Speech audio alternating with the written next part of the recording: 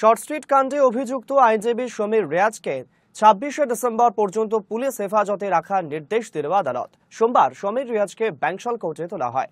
সরকার পক্ষের আইনজীবীর আবেদন অনুযায়ী চিফ মেট্রোপলিটন ম্যাজিস্ট্রেট সমীর রিয়াজকে আগামী 10 দিন পুলিশ হেফাজতে রাখার নির্দেশ দিয়েছেন। শর্ট স্ট্রিট কাণ্ডে অভিযুক্ত আইনজীবী সমীর রিয়াজকে সোমবার ব্যাংশাল কোর্টে তোলা হয়। শেক্সপিয়ার সরণি থানার এসআই নূর আলীর সঙ্গে লক্ষ লক্ষ টাকা বেআইনি লেনদেনে অভিযুক্ত সমীরকে ব্যাংশাল আদালত থেকে গ্রেফতার করে কলকাতা পুলিশের হোমিসাইড শাখা। এদিন আদালত সমীরকে 10 দিন পুলিশ হেফাজতে রাখার নির্দেশ দিয়েছেন। রিয়াজের আইনজীবীরা দাবি করেছেন, এফআইআরে তার মক্কেলের নাম নেই, তাই তার মক্কেলকে জামিন দেওয়া হোক। অন্যদিকে সরকার পক্ষের আইনজীবী 10 দিনের পুলিশ হেফাজত চেয়েছেন। নূর আলীর সঙ্গে সমীর রিয়াজের গোপন বৈঠকের সিসিটিভি ফুটেজ পুলিশের হেফাজতে রয়েছে। তাছাড়া রিয়াজকে জেরা করলে শর্ট স্ট্রিট কাণ্ডে জড়িত কয়েকজন পুলিশ অফিসারের নামও জানা যেতে পারে।